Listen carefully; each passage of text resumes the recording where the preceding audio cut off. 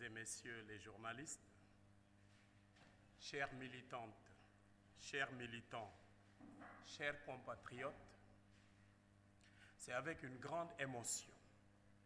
et une immense responsabilité que nous nous adressons à vous aujourd'hui au nom du Rassemblement pour le socialisme et la démocratie, Takku Defaraat Sénégal, RSD-TDS. Notre engagement dans la société, notamment à travers la formation des femmes et des jeunes à l'entrepreneuriat, nous a toujours conduit à croire en la nécessité d'un développement local et solidaire solide. Nous comptons entamer et poursuivre plusieurs initiatives nouvelles. Nous remercions nos militantes et nos militants, mais aussi nos sympathisantes et nos sympathisants pour leur confiance et leur soutien indéfectible. En ces instants de solennité, permettez-nous d'exprimer notre sincère gratitude pour tout ce qu'il a accompli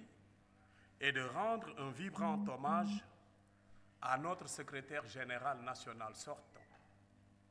et désormais président honoraire du parti. Nous voulons nommer le ministre d'État, Dr Robert Sagna,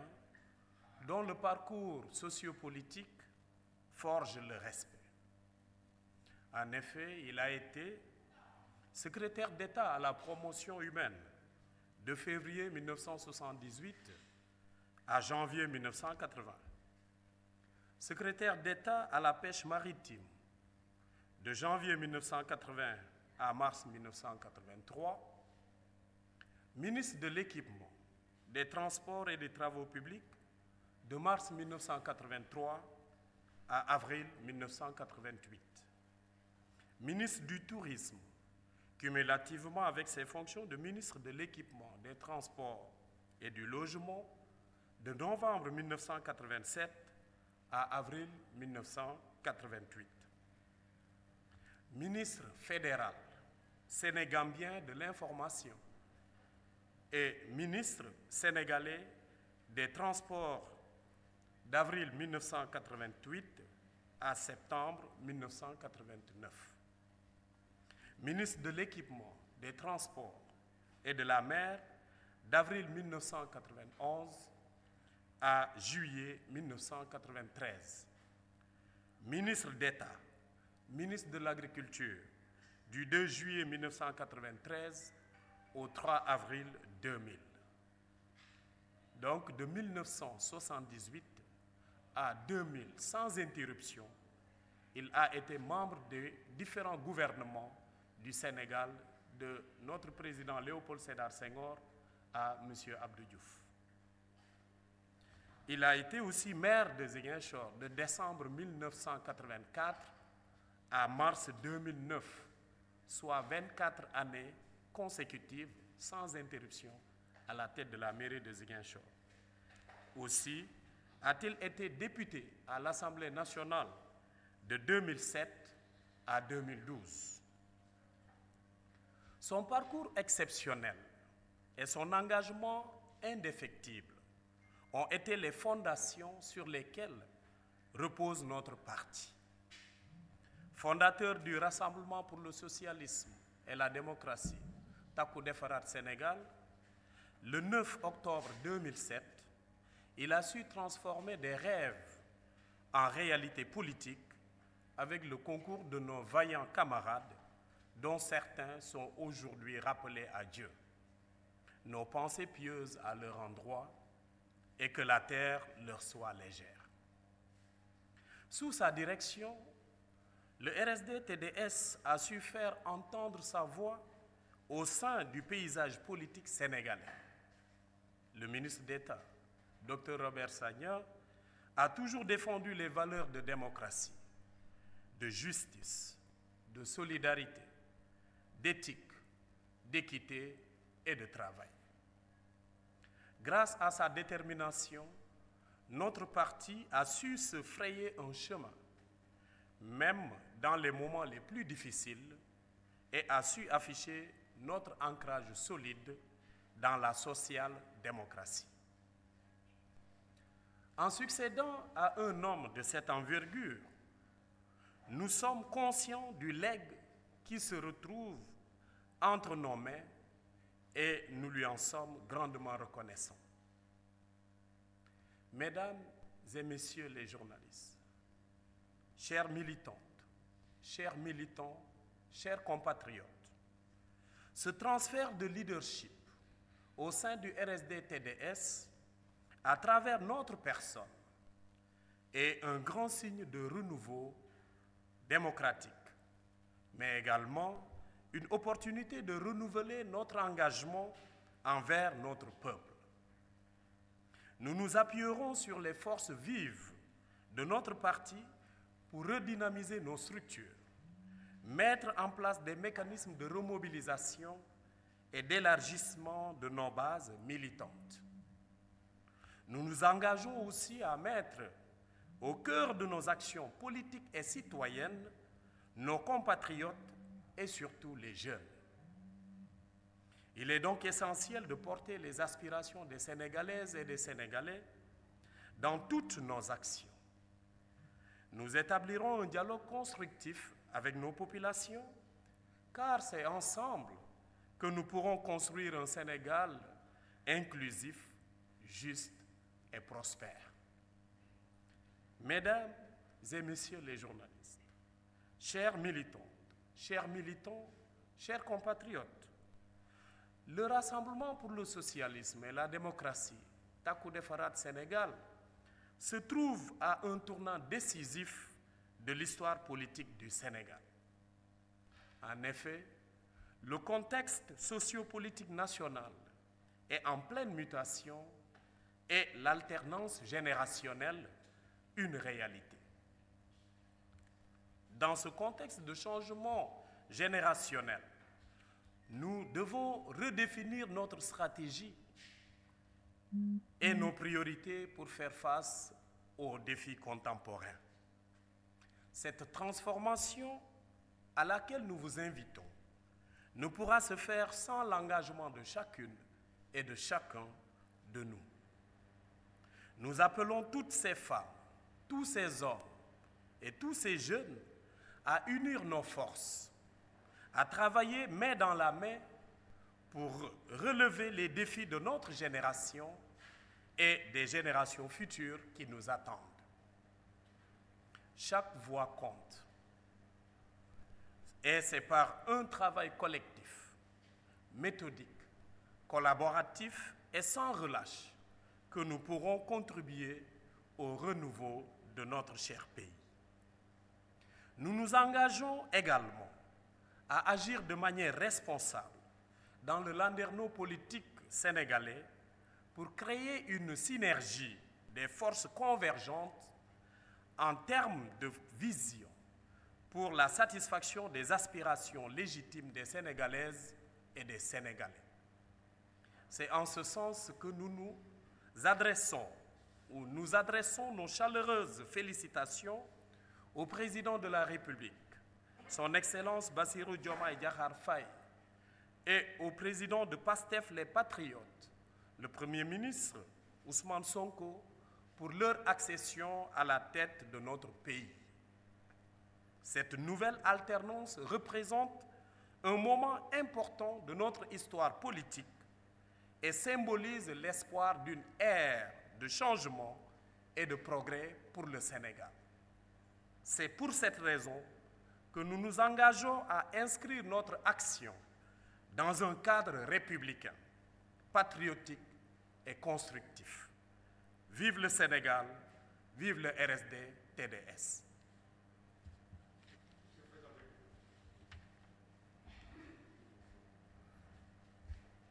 Je suis le professeur Mélian Mendy, secrétaire général national du Rassemblement pour le socialisme et la démocratie, en remplacement, donc en succession de M. Robert Sagna. Mbokk yi taskatu xibaar yi ku ci nekk ci sa tur ak sa sant, mbokk yi nga xam ne ñoo bokk parti bi muy góor ak jigéen, sama mbokk yi nga xam ne ñoo bokk réew mi tey ci mbégte lañ fi teewee di wax ci turu RSD-TDS bi nga xam ne mooy Rassemblement pour le socialisme et la démocratie Takku Defaraat Sénégal. lu ñu jot a def ci réew mi ci li nga xam ne bokk nañu ci tàggat ndaw yi ak jigéen ñi ci mbirum koom-koom wane na ni war nañu jublu ci liggéeyum koom-koom ci gox-goxaan yi ak ci sunu gox ci li nga xam ne lu dëgër te tamit mu doon lu ñépp war a mën a bokk ku nekk boole ci loxoom. ñu ngi gërëm ñi nga xam ne ñoo yàgg ànd ak ñun ci parti bi waaye it ñi nga xam ne suñuy àndi jàmmi suñuy soppe ci kóolute bi nga xam ne teg nañ ko ci ñun te jàppale bi nga xam ne ñu ngi ñuy jàppale saa su ne. waxtu yi nga xam ne maa ngi nii di jàkkaarloog yéen may leen ñu tuuti ñu mën leen wax li nga xam ne mooy sargal bu ñu bëgg a defal bokk ki nga xam ne mooy sunu njiitu parti bu yàggul te tey teg nañ ko maanaam président d'honneur ci parti bi ki nga xam ne moom laa wóotu ci boppu parti bi kooku moo di ministre d'État docteur Robert Sagna ñépp xam lu mu jot a def ci réew mi ki nga xam ne lu mat 20 at ak ñaar bi Senghor ba Abdou Diouf génnul ci nguur gi nekk ak ñoom ci biir gouvernement bi yàlla def na tamit nekk na ci boppu mairie Ziguinchor li nga xam ne 20 at ak ñeent yàlla may ko tamit mu nekk député ci 5 at yoo xam ne 2007 ba 2012 ku mel noonu lañu otu tey ci boppu parti bi loolu war na wone ni ndonn bi lu diis la waaye sas la ndax jaar-jaaram war na tax ñu war a téye parti bi mun ko wormal ndonn boobu nag mujjee am ci biir parti bi tey ci sunu bopp ki nga xam ne mooy ki nekk ak yéen di wax ak yéen gis nañu ni tamit loo xam ne la dañuy yeesal lépp li nga xam ne doxalinu ak sunu bëgg-bëgg sunu yéene ci sunu askan bu soobee yàlla dinañu liggéey ak ñépp muy góor muy jigéen muy ndaw muy mag ñi nga xam ne ñu ngi sunu biiru parti waaye it ñi nga xam ne ñu ngi bitimu parti bi ñu ngi ñaax ñooñu ñépp ñu daldi góorgóorlu ngir mën a yeesal sunu parti mën a yóbbu sunu parti ci kanam ndax am na li nga xam ne ay soxla yu réew mi jànkonteel baax na ñu fagaru ñu daldi jublu ci saafaral yooyu jafe-jafe dinañu fexe it ndaw ñi ñu gën la dëgëral seen taxawaay ci biir parti bi te it bu soobee yàlla askan wi ku ci nekk dinañu jéem a waxtaan ak yow ngir ñu mën a ŋànk loo xam ne mooy tabax sunu réew ndax lu benn mën ñaara ko dàqal jàpp nañu ni mën nañu defar Sénégal boo xam ne ku ci nekk dina gis boppam dina dugal loxoom ci defar boobu Sénégal te tamit dinañu def Sénégal boo xam ne dina am naataange dina am tawféex ñu ngi toll foo xam ne tey ci mbirum politique dëkk bi dafa dox a dox ba am na lu soppeeku lu bari te loolu gis nañ ko ndaw yi ñu ngi door dugg ci politique ba boo xaymaa tey ñoo gën a bari ci langue politique gi loolu lu muy wone mooy cofeel gu ñu am ngir mën a jublu ci liggéey bi nga xam ne jafe-jafe yi ñu am ci réew mi liggéey boobu moo ñuy may saafaral yoo xam ne war nañu saafaral yooyu jafe-jafe moo tax ñun jàpp nañu ni bu fekkee góor jigéen ndaw ak mag ku nekk dugal na loxoom war nañu mën a yóbbu Sénégal ci kanam kanam ñu nit ci langue politique bi ñu ngi jàpp ni lépp lu jëm liggéeyal Sénégal yaakaar nañu ni ñu ci nekk ñu ko sekk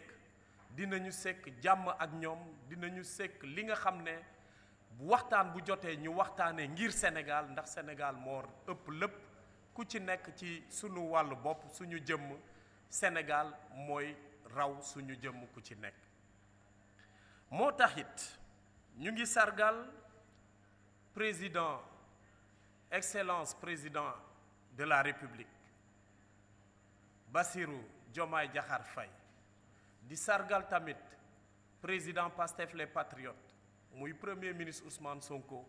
ci kóolute bi ndaw réew mi biñ leen wóoloo dénk leen bopp réew mi sas la ndax boo xoolee yaakaar bu rëy a rëy ci coppite moo laloo ci bii agsi bi ngeen xam ne agsi ngeen ci bopp réew mi te tamit yóbbu Sénégal ci kanam boobu yaakaar ci la bokk ñun loolu moo tax ñun jàpp nañu ni képp ku jóg pour Sénégal mën a dem ci kanam dinañu diisoo ak yow dinañu waxtaan ak yow dinañu wax ci sunu xalaat wax sunu xalaat ci lépp nu Sénégal di doxee Sénégal ca kanam RSD ca kanam jërëjëf